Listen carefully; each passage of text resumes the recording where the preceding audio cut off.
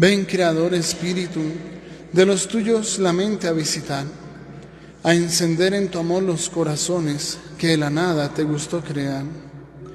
Tú que eres gran consolador y don altísimo de Dios, fuente viva y amor y fuego ardiente y espiritual unción.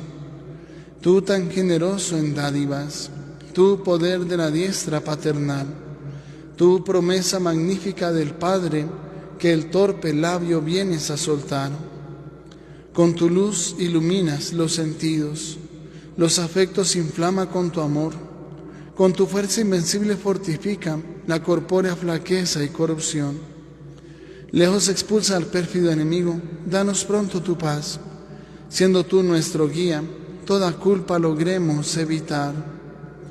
Denos tu influjo conocer al Padre, denos también al Hijo conocer, y en ti del uno y otro Santo Espíritu para siempre creer. A Dios Padre alabanza, honor y gloria, con el Hijo que un día resucitó, y a ti, abogado y consuelo del cristiano, por los siglos se rinda admiración. Amén. En este texto que encontramos del profeta Daniel en el capítulo 5, encontramos una situación que es bastante delicada, bastante fuerte, una profanación, un sacrilegio y sus consecuencias. O sea, es una situación bastante delicada. Las cosas de Dios son muy serias, son muy, pero muy delicadas. Dice el texto que Baltasar es el hijo del rey Nabucodonosor, el que destruyó Jerusalén, destruyó el templo, robó todo lo que había en el templo, los vasos sagrados, todo se lo llevó a Babilonia y depositó todo el tesoro del templo en el templo de su Dios. Y fue una situación delicada. Baltasar, su hijo, ofreció un banquete para más de 1000 personas, 1000 de sus nobles, y se puso a beber vino delante de ellos, y con el efecto del vino se le ocurrió mandar a traer los vasos sagrados, los cálices, los copones que había del templo de Jerusalén en el depósito del templo de su Dios. Y en esos vasos comenzaron a brindar y a tomar, a emborracharse. Estaban en esas cuando de repente apareció una mano, solamente una mano, escribiendo con el dedo en la pared, detrás del candelabro, el candelabro. Y en ese momento, cuando él vio esa mano, no era un fantasma, era una mano real que después desapareció. Y escribió 3 palabras, Nemé Tekel Parsin. En ese momento el rey dice, se puso pálido, se le fueron las fuerzas, su mente se conturbó, y dice que las rodillas entrechocaban. Así sería el miedo tan terrible, el pánico que sintió ante esa situación. Entró en shock y comenzó a buscar a alguien que interpretara, y él sabía del profeta Daniel y lo llamó. Y hasta le ofreció el 3er puesto en el reino, y oro y vestirse de púrpura, ser uno de los más importantes del reino si le interpretaba lo que hacía ahí. Y él le dice, quédate con tus regalos, dale eso a otro, yo te voy a interpretar lo que dice. Y dice, las palabras que están escritas son contado, pesado, dividido, Nemé Tekel Parsim. Y la interpretación es esta, contado. Dios ha contado los días de tu reinado y les ha señalado el final. Pesado, te ha pesado en la balanza y te falta peso. Dividido, tu reino ha sido dividido y lo entregarán a medos y persas. Pues tal cual, así sucedió. El pecado de profanación, de sacrilegio, trae consecuencias muy grandes, muy grandes. ¿Cuánta gente no ha entrado a los templos a robar? No saben la maldición tan grande que se están echando. Y no es que alguien la mandó. No, ellos mismos atraen una maldición por ese mismo pecado. Inmediatamente quedan excomulgados sin necesidad de que un obispo saque un decreto de excomunión. Sin necesidad de eso. Inmediatamente quedan excomulgados. Y atraen maldición sobre su vida. Yo conocía el caso de un señor que entró a un templo a robar. Y cuando ya había robado todo, él estaba escapando y se dejó caer de un sitio alto y murió ahí. Ahí lo encontraron. Es que es una cosa muy delicada. Lo mismo que trabajar los días santos. Ustedes saben, y especialmente los mayores, esto lo saben muy bien y lo tienen muy presente. Los días santos, un jueves santo, un viernes santo, ni siquiera barrer, ni trapear, ni lavar nada. La leña que necesita para cocinar se alista la semana anterior. Todo lo que se necesita es el día anterior, la semana anterior. Pero en los días santos, no es día de trabajo, no es día de trabajo. Yo conozco también varios casos de personas que han trabajado un día santo y alguna cosa les ha pasado, casi se corta un dedo, se machucó, le pasó de todo. No es bueno. No es de Dios. Lo mismo que los domingos. Los domingos no son días de trabajo. Domingo es día para Dios. Es el día del Señor. Es el día para Él y para la familia. Día para descansar. Para dormir un poquito más tarde. Día para estar en comunión con Dios, leer la Sagrada Escritura, aprender a interpretar un instrumento musical. Día de salir a pasear con su familia, día de descanso. No es para el trabajo, no es para el trabajo. Y eso es muy importante que lo tengamos en cuenta. Uno se arruina si trabaja un domingo. Y es muy importante que lo tengamos en cuenta. Ya que hay una situación de necesidad extrema, que mejor dicho no tiene con qué darle de comer a sus hijos, ya es distinto. O que presta un servicio, que es el día lunes, el día domingo, cuando pues salen y es un restaurante. Sí, Dios comprende eso. Pero cuando es por ambición, eso lo arruina a uno. La ambición rompe el saco. Ahora, es muy importante que las cosas de Dios las respetemos absolutamente.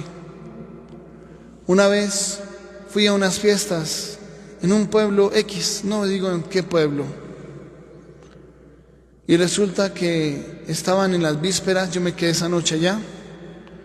Estaban en las vísperas, el templo estaba abierto para los que desearan entrar a orar. Y resulta que entré al templo y había una parejita detrás de la puerta del templo, ahí besándose.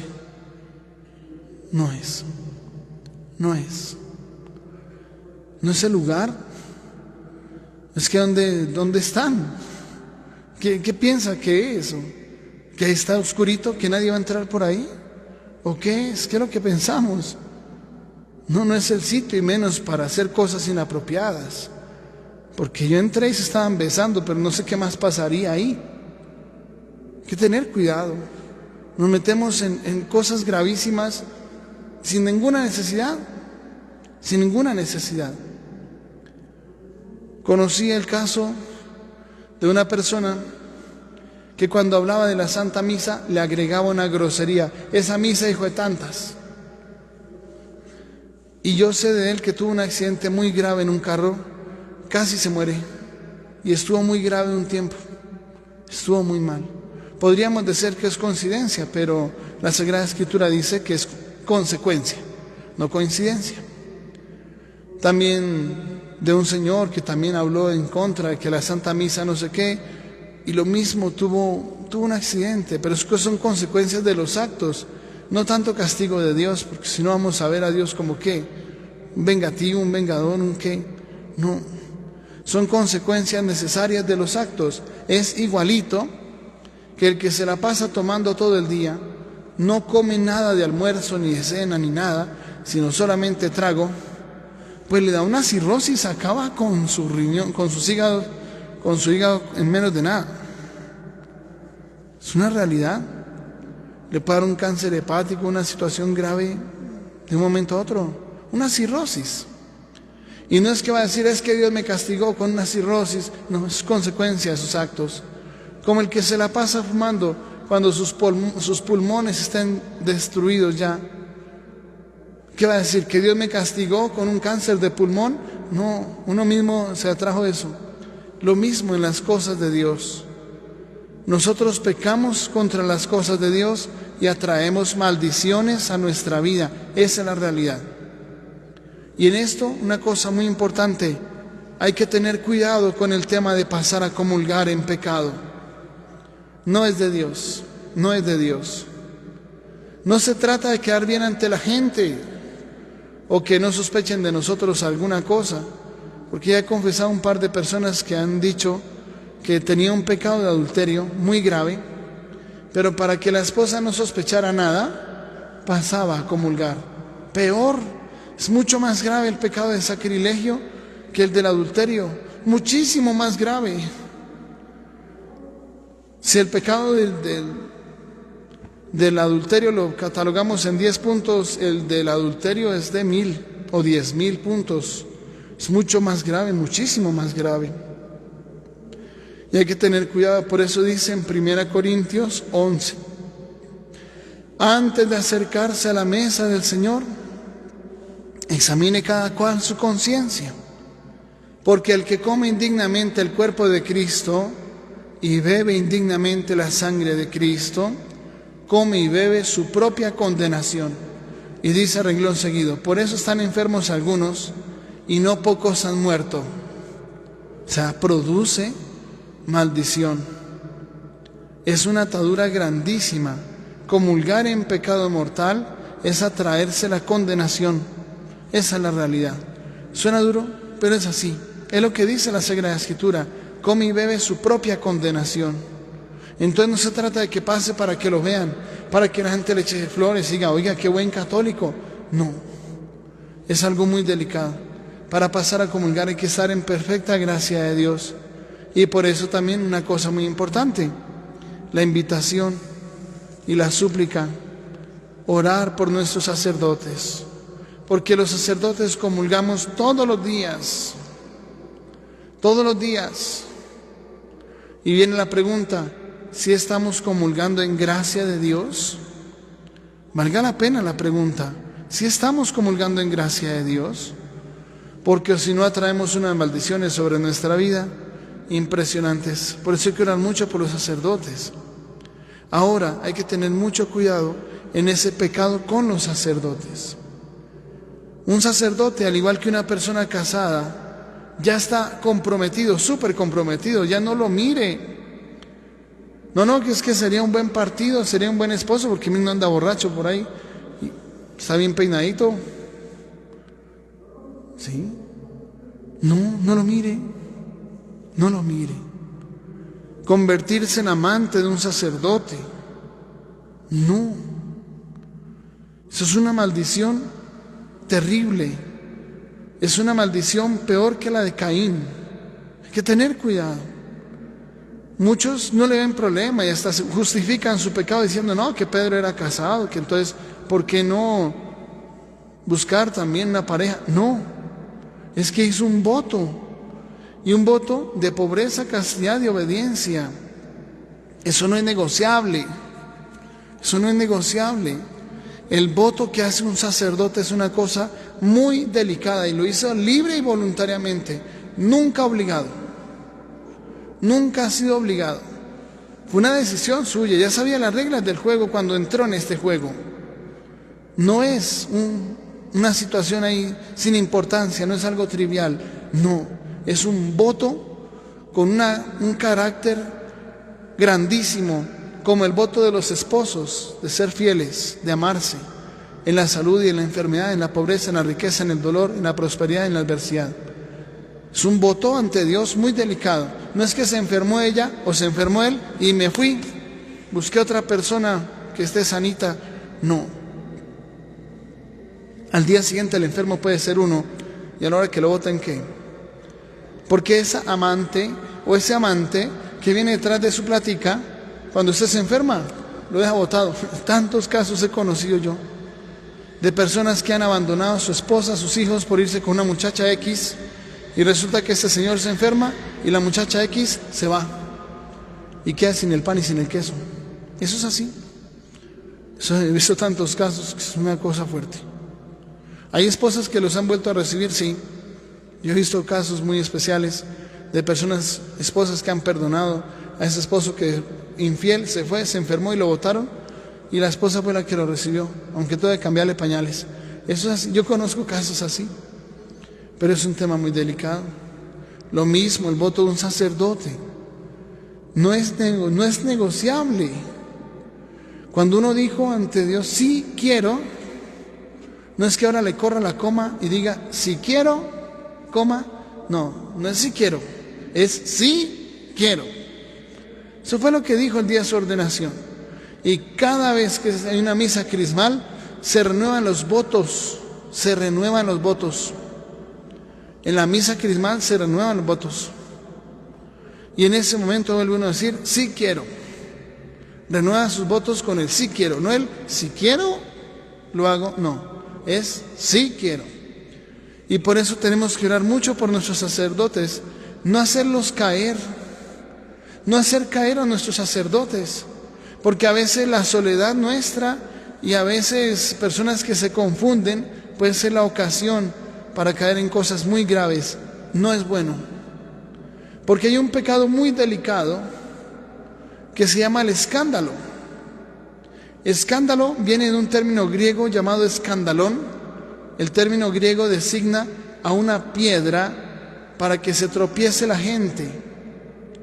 En el contexto de los ejércitos de Roma, de los soldados, las centurias, 100 soldados, ellos tenían que desplazarse rápidamente, y por eso el Imperio Romano tenía como prioridad en su mandato hacer unas excelentes carreteras que comunicaran todo el reino, para que en cuestión de unos 2-3 días movilizaran todo su ejército hacia algún frente y tuviera todo su ejército, el grueso del ejército, listo para cualquier batalla. Esa era su estrategia, el Imperio Romano. Carreteras también construidas que después de 2000 años están intactas. Así hay varias todavía intactas. Carreteras sumamente bien construidas. La mayor inversión que hacían ellos eran carreteras. Y pues efectivamente trae progreso o retroceso a las comunidades. Ahora, la piedra de tropiezo, que se llamaba escandalón, era atravesar una piedra para que el ejército no pudiera avanzar, que les tocara que se tropezaran y cayeran, o que les tocara parar, bajarse, quitar la piedra, y se demoraban. Eso es escándalo. Entonces un escándalo es cuando uno se vuelve piedra de tropiezo para otro. Y dice Jesús, ay de aquel que escandalice a uno solo de estos mis pequeños. Más le valdría que le atara una piedra de molino bien gruesa, bien grande, esas que mueven con asnos, y la arrojaran al fondo del mar. Más le valdría. Porque el escándalo, enseñar el mal, enseñar el camino del pecado a una persona, aunque sea solamente una, y sea solamente su amante, y nadie se dé cuenta, es un pecado muy, pero muy grave, que habla de la pena de muerte con una piedra de molino al cuello y al fondo del mar. Y más le valdría eso, porque lo que le espera es mucho más grave. Por eso hay que pensarlo muy bien, y especialmente cuidemos a nuestros sacerdotes, cuidemos la santidad de nuestros sacerdotes, oremos por ellos, por todos los sacerdotes, y les suplico su oración por nosotros, y no seamos piedra de tropiezo, no seamos piedra de tropiezo, porque puede hacer caer un sacerdote perfectamente, buscando, no sé, dinero, después chantajearlo, pedirle lo que sea, o no sé qué cosas, o sacarlo del sacerdocio y quedárselo y quitárselo a Dios, sacarlo del servicio de Dios y ponerlo a su servicio. Suena duro, pero es así. Y lo logra y se embaraza para que él le toque salirse y ahora cuidar su chiquitín, que es lo correcto. Pero no es el camino. no es el camino. Porque cuando nos paremos ante Dios, ahí las cosas son a otro precio. Y uno como sacerdote está en una situación delicada. La Sagrada Escritura dice en San Lucas 12:48, al que más se le dio, más se le exigirá. Al que más se le confió, más se le pedirá. O sea, el juicio de un sacerdote va a ser una cosa muy estricta, muy delicada. Es una cosa tenebrosa el juicio de un sacerdote, porque uno no tiene ninguna excusa. No, Señor, yo no sabía que eso era pecado. Olvídese. Uno sí que sabe qué es pecado y qué no es pecado. Uno lo enseña. No por ser sacerdote ya está salvado. Aseguró la salvación porque es sacerdote. No. Es más difícil salvarse siendo sacerdote, porque al que más se le da, más se le exigirá. El día de dar cuentas para mí va a ser tremendo. Eso no es que yo llegue, Señor, yo te he servido 12 años en el sacerdocio, entra en el banquete de tu Señor. No, va a ser mucho más duro si uno no vivió en santidad. Y uno no tiene la excusa que no sabía, que no fue, que no sé qué, porque Dios lo conoce todo. Dios conoce los más ocultos pensamientos, sentimientos y deseos, así nadie más los haya visto, los haya escuchado, los haya conocido. Dios sí. Y nuestro juicio es ante Dios. Por eso hay que orar muchísimo por nuestros sacerdotes. No juzgar, no nos toca juzgar, no somos jueces. Nosotros no somos los jueces. Por si se nos olvidó, no lo sabíamos. No somos jueces. Solamente Dios es el único juez, porque Él sí sabe lo que hay en el corazón de cada uno. Él sí lo sabe. Los seres humanos vemos las apariencias, pero Dios ve el corazón. Ese es el punto delicado. Entonces hay que pedirle al Señor sabiduría. Estamos ante una cosa delicada, muy fuerte.